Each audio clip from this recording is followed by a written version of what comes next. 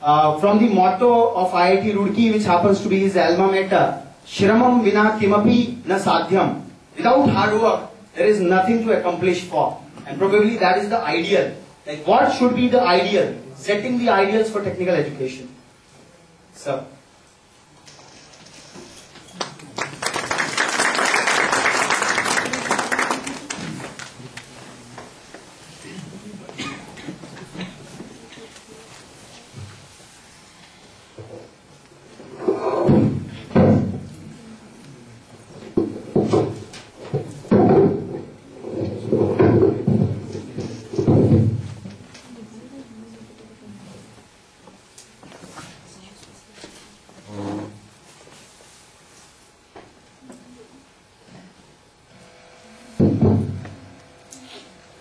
Respected Vice Chancellor of the Technical University, Professor Kripashankar, Director of this very beautiful institute, we are happy to be for the first time, management of this institute, guests, dear participants.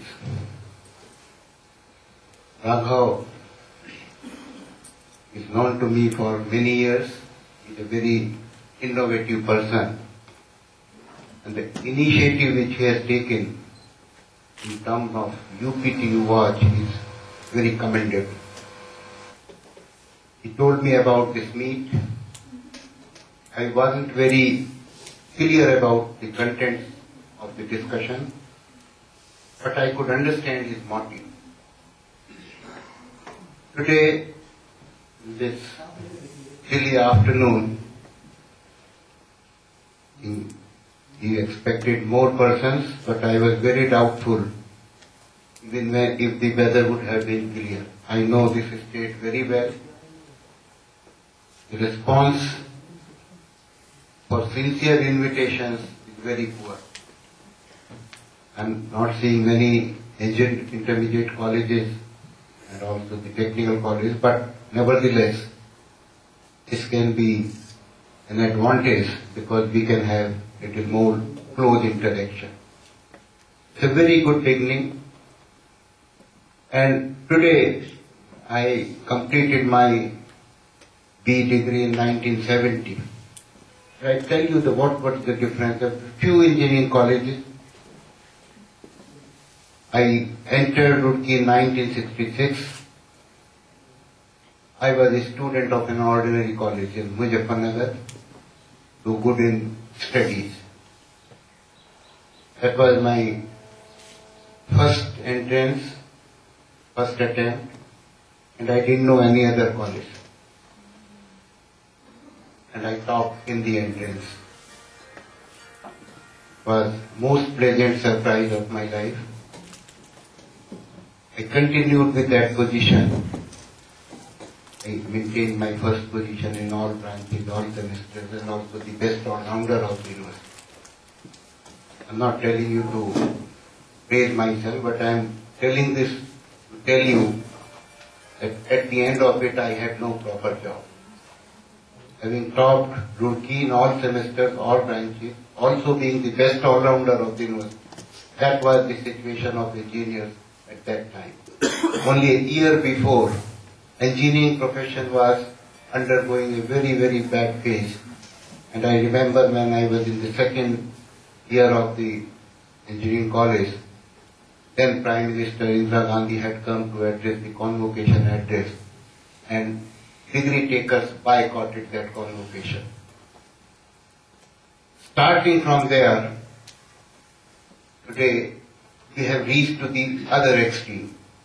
Large number of engineering colleges, large number of students, yet large number of employment opportunities.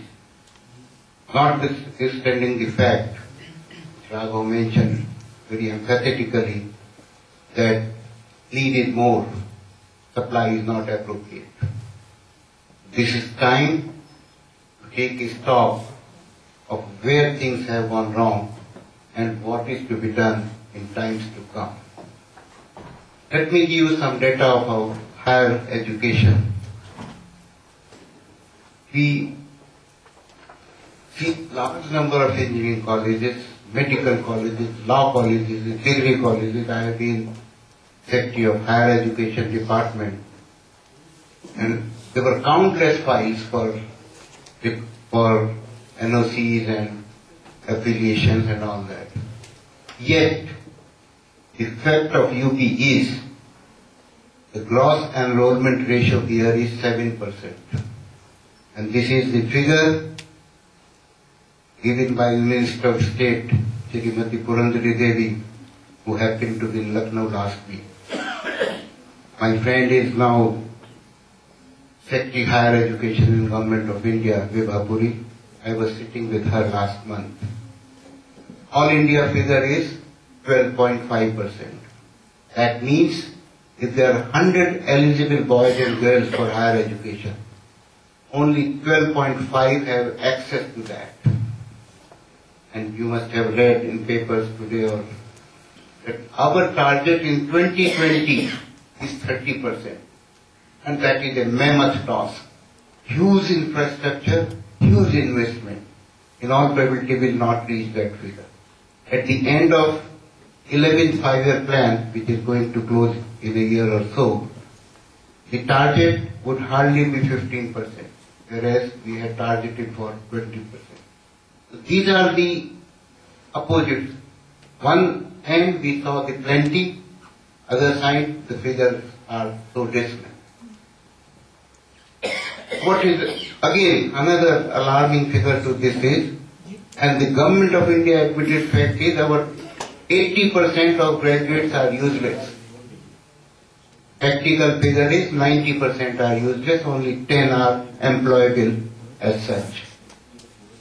So, lot of disconnects are there, lot of corrective action is required, and lot of stakeholders have to play their role. It is not just the task of engineering college or the management institutes or secondary schools.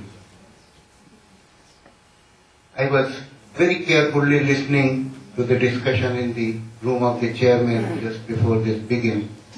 So I was feeling little sleepy, but I was getting a lot of useful inputs.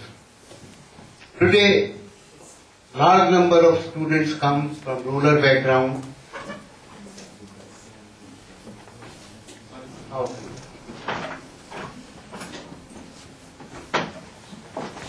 And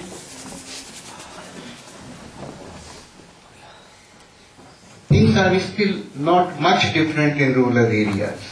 We may be sitting in the urban cities, we may be feeling that these rural boys and girls know everything. They know much more than the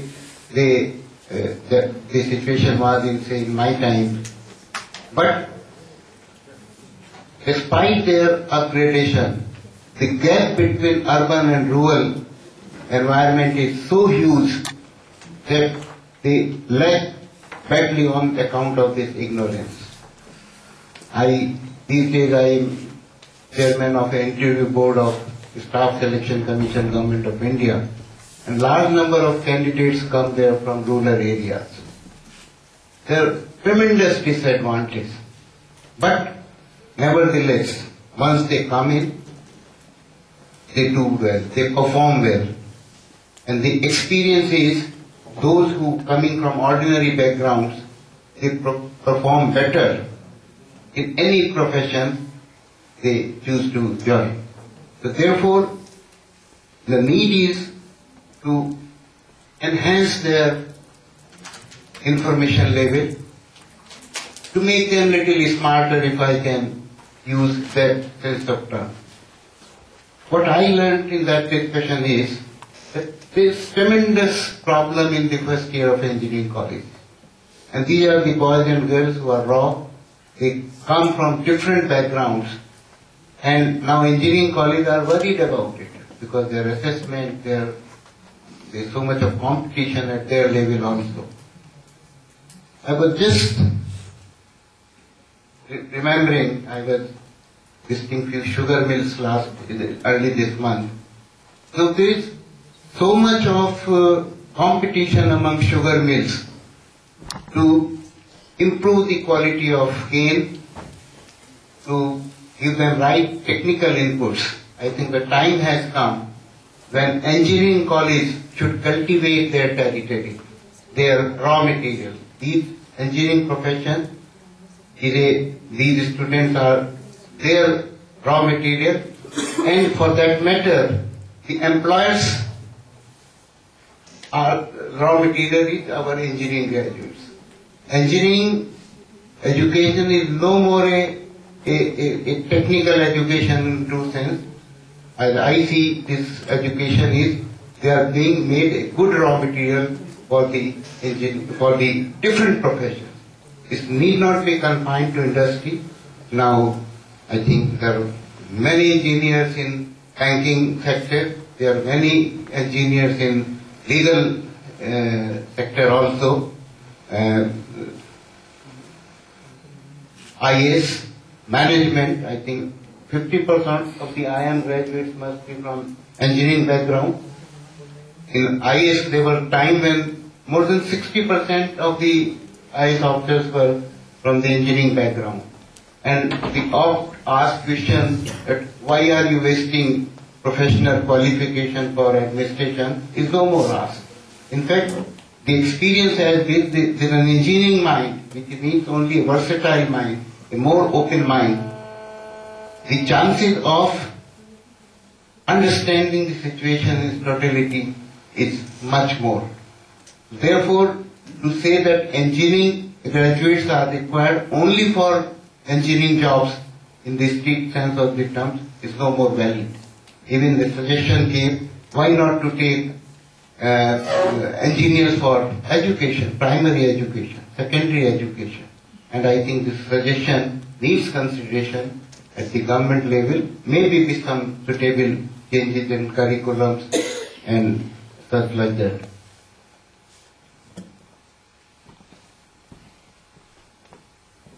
As I said, huge infrastructure has been created in engineering, and there is fear that how will they survive? Same question used to be raised about the Indian population also. There was time where population was considered to be a liability.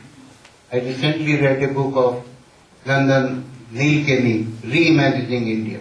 The fact is, we have the population what we have. It cannot be removed. It has to be accepted. But Raghav said, what is going to be the future democracy of this world? India, as of today, is the youngest nation of the country. In the sense, 50%, or rather, the exact figure is 52.4% of its population is below 25.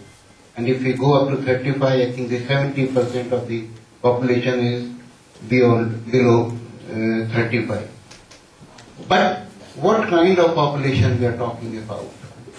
If our education rate is only 12 or 13%, and even this much educated class has created wonder in the whole world today, when we talk of any developed countries, the Asian, particularly the Indian, Chinese, and even Pakistanis, they dominate the technical scene. They are doctors, engineers, and even now other professions are coming up in a big way. So how to convert this infrastructure? When we talk of achieving GR by 2020, we need a lot of infrastructure. And if we think now that this infrastructure is not to be utilized properly, then what kind of additional structure we are talking about? The only thing is corrections are required, mindsets have to change. And I have no hesitation in saying that huge corruption in education sector, whether it is a primary level or secondary level or higher level or in technical sector, has played havoc with this our country. And this is not excusable. And all stakeholders, they are partner to it in some of the other way, and they were at the same time victim also. Students, I was sitting with whom day before yesterday or something, that stopping copying is a uphill task. A association of secondary teachers association has listed out a rate list in the newspaper. Somebody must have read. For recognition, how much is the fees for allowing copying in the school. These are the open facts. They have to change. And my feeling is the decade which have entered only a few days back will see these changes. No more corruption is a losing proposition from all points of view. Nation is facing so much of embarrassment on account of this. And there are examples of Bihar where Bihar is said to be the most backward state of the country. But even they recognize what does performance mean, what does good governance means. And I think this will be a lesson to others also.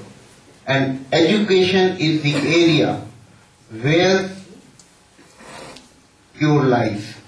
A well-educated person needs an integrated education, and I think unless we look education in that perspective, perhaps we are not getting educated in true sense.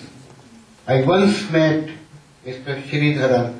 Why once? I met him about a decade back. He's my spiritual brother, my spiritual master, and his brother is the same. We were in his ashram at Ghaziabad, and it was a 2 days seminar on excellence. And we were together at lunch, and I had known about his Concon Railways project, and he was working in DMRC at that point of time. I asked him, sir, what is the secret of your success? And I put a condition, sir, answer me in one line. And he put a counter to it, so why do you need one line? I'll answer you in one word. And his answer was, we need integrity. If I am an integrated personality, success has to be there. I already knew the answer, but I wanted to hear it from his mouth. Integrity is not a word. Integrity is a textbook of life. Any nation which we talk about today in good terms has not become so without integrity. Integrity of not one person, integrity of the whole populace. And unless that integrity comes from educational institutes, from primary schools, from families, from the mother, from the father, you cannot generate it suddenly in engineering college or in management college. It has to be ingrained right from the childhood in the lap of the mothers. How to achieve that? Nation has started talking about it. There is no way out. There is no way out. And it is not a losing proposition. In all means, it is a gaining proposition. Today, our students are made short-sighted. The only thing they talk about is package. This package is a very myopic view according to me. Package for what? Package for how much time? Most of the careers span only about 10 years. This is not my experience, it is the persons who work in the industry. They seem to be rising for 10 years and thereafter they lose interest in the job. Maybe few percent of them go further. The consistency, the steady growth is lost in most of the cases. And thereafter the joy of life is also lost. I have many now nephews and nieces in this industry. They talk about 30 lakhs, 40 lakhs, 50 lakhs, but they have no happiness. This has to be deliberately inculcated in our educational system. What is the whole objective of this package? Why do we want to grow? Is it not ultimately the goal is we should be happy, cheerful and peaceful? If it does not lead to that, what do I do of ₹1 million? I know in Bangalore, The young boys and girls, couples, even some newspapers covered it. They have no food in time, no sleeping hours. So unless success is accompanied by peace, it's not success in true sense. And the education should teach us, to inculcate us, that success should be accompanied with joy, happiness. Tensions are not there. Even IIT students or engineering first year students, somebody was mentioning, are committing suicide. I have a friend, a Muslim friend, he's senior officer in the. His son is a brilliant boy.